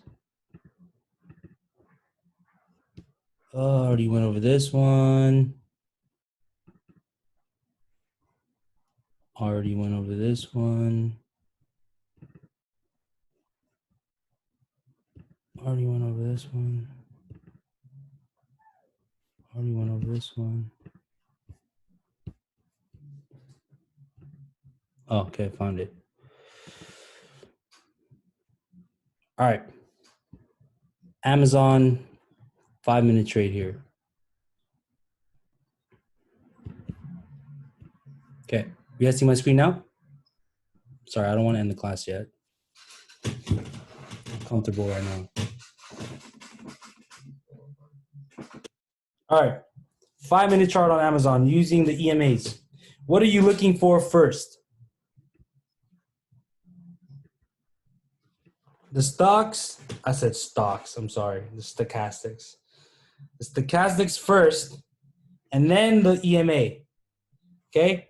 What do you see just initially, right off the bat, the first 5 minutes that pops up right in front of you like a sore thumb? You have the volume. You have the volume that creates that pull, right? Volume creates that pull, but first you have the stochastic charts, the EMA charts. Now, if you're looking at this on a 1-minute candle, wouldn't you be able to get in on a 1-minute chart? Even if you're looking at a 5-minute chart and 2 minutes have already passed by, you would probably already be at the midline here. You know what I mean? Your profit target will be here. But now, after it broke, this is what we traded today. Okay, this is what we traded for 15 minutes today. This breakout right here, this breakout is what we traded. So we had this consolidation period here. We had this breakout right here into 24.16. Okay, imagine you just writing all this from here all the way up here. That would be insane. But does this breakdown make sense on Amazon for a strategy? I think I have some more.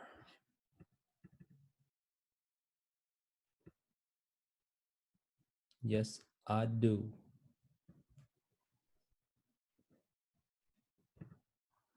All right, look at this one, guys. Look at this one. Now, this is Tesla, 5-minute. What do you see pop up first?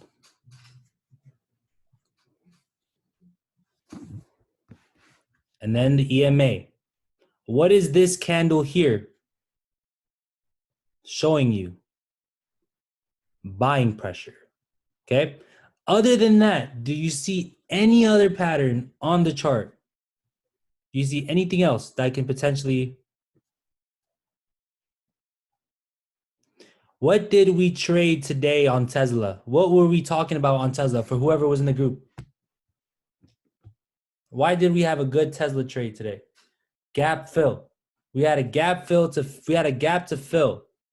Now, at the open, can you say that this right here is a triangle? Boom.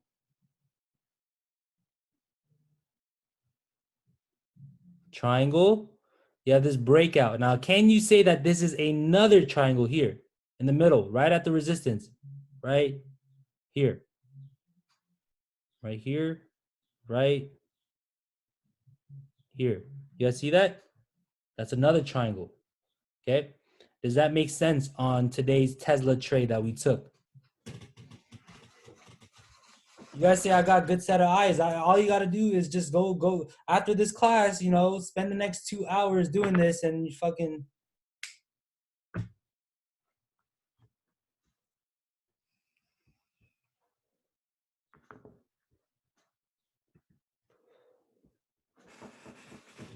Yeah, I mean Tesla does do a lot of fake outs, but I'm not scared of Tesla. Now, going back to the same Amazon we were just looking at. Did you guys know that after the flagpole, did you know that this resistance was a high from the day before?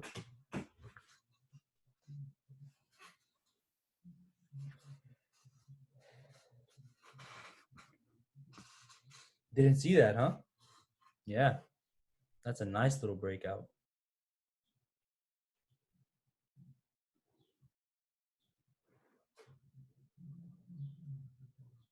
When you look at past history or just looking at different time frames to kind of help you dictate whether you should get into trades, what are you doing?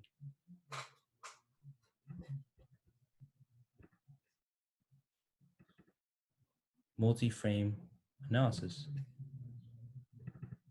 right? Another example I'm going to show you guys. Microsoft today. What showed up first?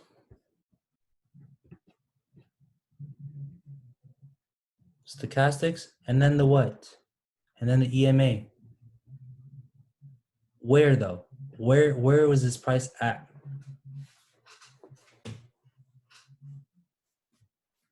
Right at the open, at the resistance. You see the break. You see, what else do you see? See the volume. Now, after all these names I've showed you, these are all happening recently too. Even the examples from before, from the internet. That's why I called the swing early. But I'm saying, after all these examples I showed you, can you say that these strategies that I show you work?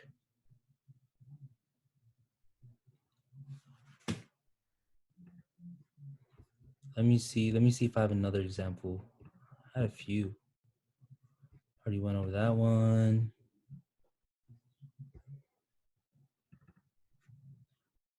Already went over that one.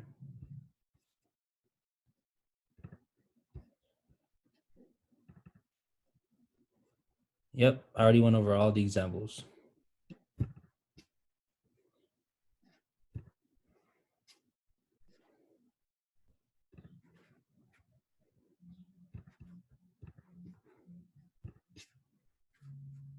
Hold on.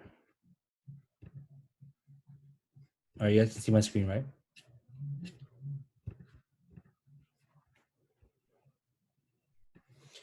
When calling a call, don't you wait for the stocks to break the pre-market high? Okay, that's a good question too. Now, if I want to trade Microsoft and the pre-market high isn't until $5 away, and Microsoft only moves $2 a day, am I gonna wait for that? Am I gonna wait for it to move $5 for me to enter? No. That's the only time you don't. That's the only time you don't wait for the whole pre-market high to break, because you're what that's doing is you're literally wasting your time. Like, you're just wasting opportunity. You're just wasting it. Why would you wait for Microsoft to move up $5 for you to enter a call when it only moves $3 a day? Does that make sense? That's why you have the EMA cross and the stochastics to help you dictate whether you should get in or not. And then after that, it's just you go for it or you don't go for it.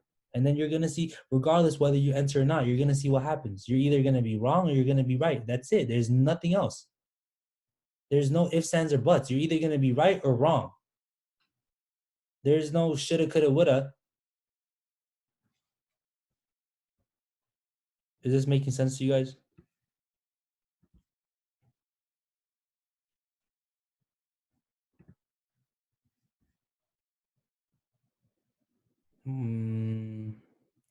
My biggest problem after a trade is holding my position until profit target. I mean, how do you solve that problem? How do we solve that problem?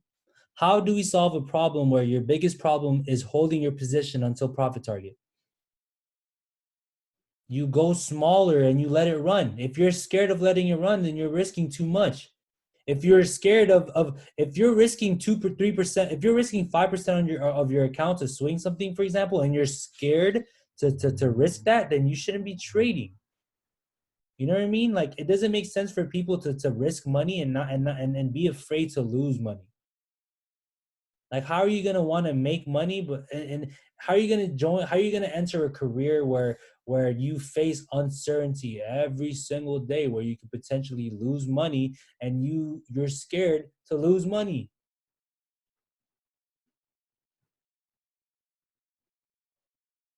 Right? At the end of the day, the people who win big are the ones who risk big.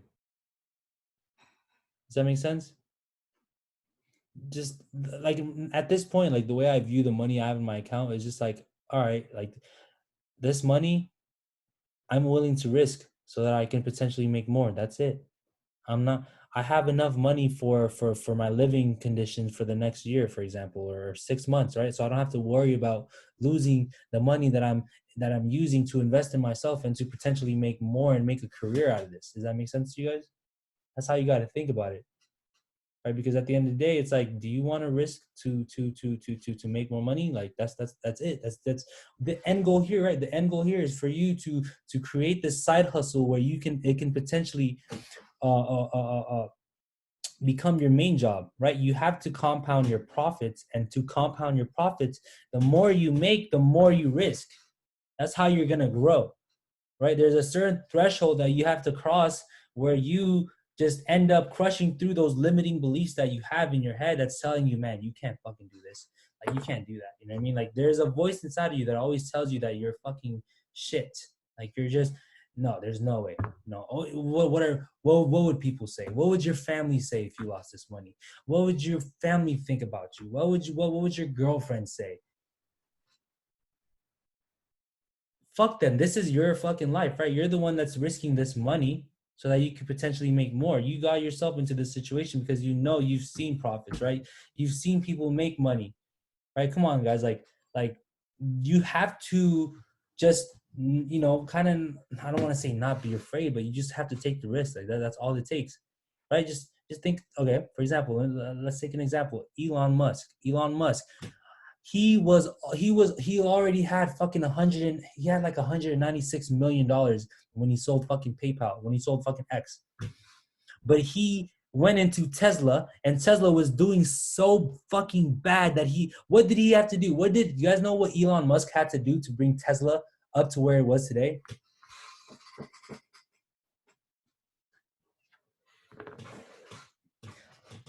Not just take out loans, but he had to spend most of his net worth to invest it back into Tesla. He put his own money down.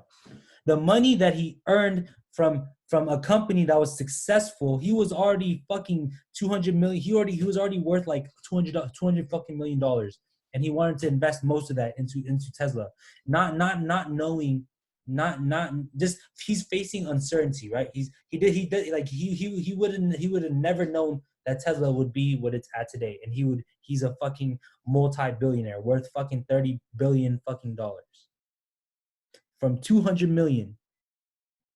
He could have stuck with the 200 million and sip margaritas all fucking day on the beach for the rest of his life. But no, he wanted to go and make the world a better place, and he wanted to do that by fucking producing electric cars, by fucking limiting fossil fuels and going this route. Remember, I mean, for those people who are older here, like if you whoever's been through that time when Tesla was just starting out, was he getting a lot of like hate on that? Like, was Tesla getting a lot of bad rep on that? Oh, the fucking electric cars, it's not gonna fucking work out. It's not gonna fucking work out. Have you guys seen an interview where he was talking about his two role models who literally fucking told him that he shouldn't be doing what he's doing? His role models telling you that. Imagine your role model telling you, you can't fucking do that. You suck. Who the fuck does that? Your role model, the person you look up to. He was emotionally, so I feel like that kind of helps people drive them towards success, right? All right, I'm getting too out of topic. We can go over this on Wednesday, but how do you hedge swing trades in terms of SPY call puts if you're swinging Amazon calls? All right, look at this. If you're gonna swing Amazon calls, which is about $1,500, if you're going maybe at the money or slightly out of the money, what you want to do is you want to buy at least 2 SPY puts. You want to buy at least 2 SPY puts that are kind of slightly out of the money, and you want to at least have them averaged at $250 to $300, so that you can have a $600 hedge to your $1,500 call, so that let's say the market goes fucking bad, right? I'm pretty sure you're not gonna lose that whole $1,500 on Amazon. You might lose at least 50%, so you lose maybe 700. Now on that put that you bought, depending on how much SPY moved down, you can potentially get at least 30 to 40% on SPY puts, and then you can offset that loss. So at the end of the day, you're still gonna lose money because you're more biased on the bullish side. But at the end of the day, you're probably only gonna lose about 200, maybe 150, rather than losing fucking 1,500. Does that make sense?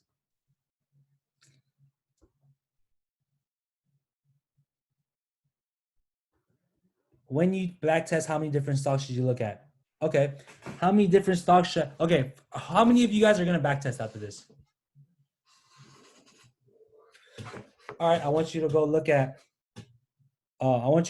Beyond, Amazon, Chipotle, Tesla, Facebook, Netflix, Apple, Intel, AMD, Nvidia, FedEx, UPS, Nokia, Verizon, American Express, Wells Fargo, Bank of America, everything. I can literally go on. I can go on my Thinkorswim right now. I can look up any fucking name, and I already have my resistance and support lines drawn out. I have resistance support lines drawn out from 2 years ago that test and that still test to this day. What I used to do was I used to go look up a lot of different names. Obviously, I'm only looking at the names. Okay, I'm only looking at the name. I'm looking at like the top 50, the top 40, the top 30. Okay, when you draw resistance support, you want to start off on the weekly, you move down to the daily, you move down to the 4 hours, then the hourly. You don't touch the 30-minute, 15-minute, or 5-minute until pre-market hits, right? Because it doesn't make sense to do that. Now, once the market opens and the market's already, doing its thing during the day, then that's when you want to shift over to the 5-minute and start making resistance support lines based on the highs of that day and the lows of that day, and maybe the lows of the previous day or the highs of the previous day, going back maybe 2 or 3 days. So now you can have a better outlook on what might happen from when you're looking at it now to the end of the day. And potentially, if you go up to the 1 hour chart, you can figure out what's going to happen for the next day. Are you adding new support resistance line throughout the week? If I have a support and resistance line that's on the weekly chart, I most likely won't even touch that anymore because it's just going to stay there. The only time I change my support and resistances is when the stock breaks what? Highs, boom, or lows. That's it.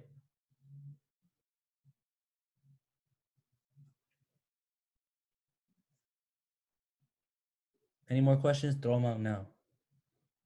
Let it all out. As long as I didn't go over yet.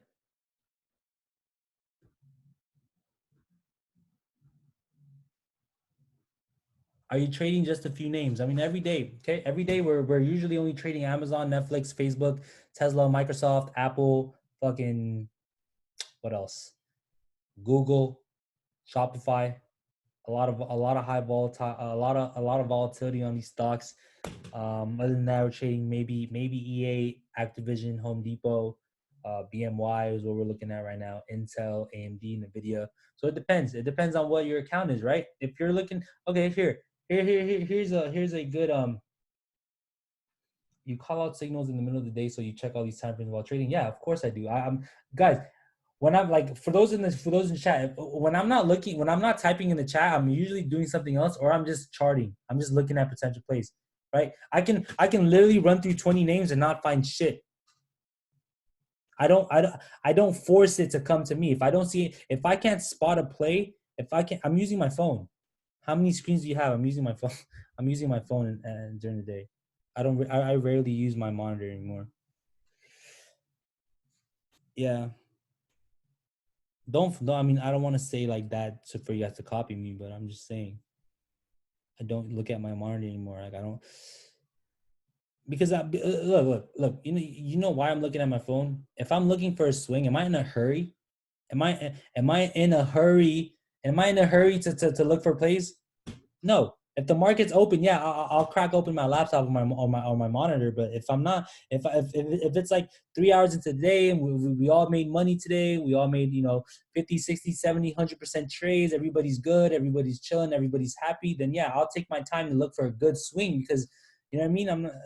It doesn't take that long. Like it doesn't take that much effort, right? Like today, we literally made money the first 30 minutes to an hour. We all made fucking money. All of us did.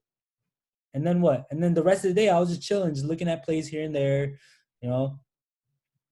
Intraday plays. I mean, look. The only best times to trade is obviously at the open 6:30 for California time, 6:30 to 7:30, New York time 9:30 to 10:30 to maybe 11, and then after that, all you're looking for is just waiting for after lunchtime, and now you're looking at power hour. That's it. Like I don't like looking for plays midday. Why? Why is it bad to look for plays midday?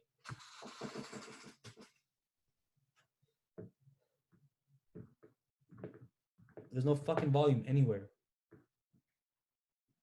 One time I traded look, this is the stupidest thing I did. And I had to I literally I was like look, this is what I did.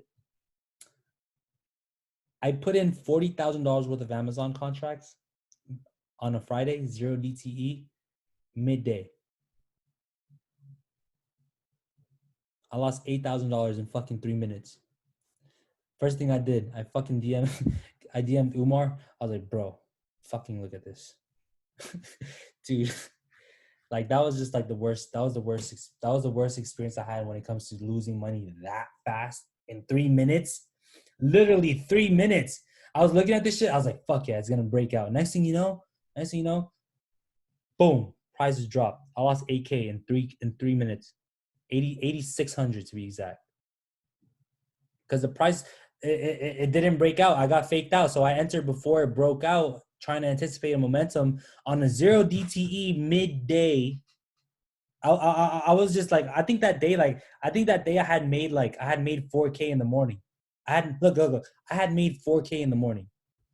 I made $4,000 in the morning. And then fucking 2 hours later, I'm over here like, all right, I still have this buying power left. You know what I'm gonna do? I'm just fuck it. Fuck it. And then obviously I this was in August of last year, July or August.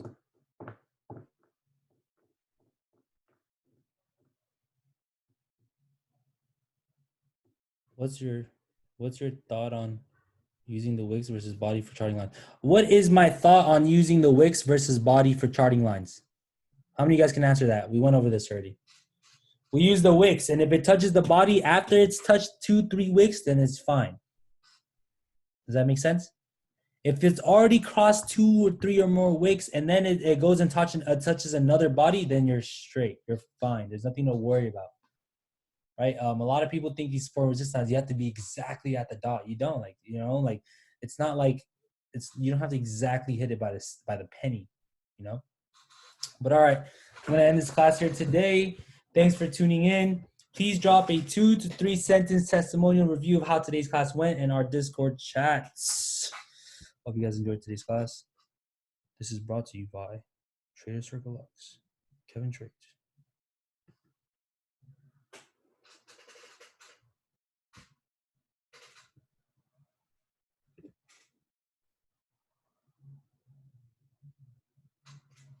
Yeah, you guys haven't seen anything yet. Wait till Julian and Rod comes up to speak.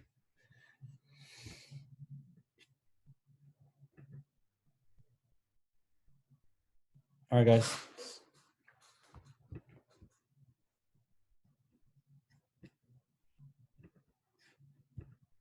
It's not letting me end the meeting. What the heck? Hello? Is anyone here?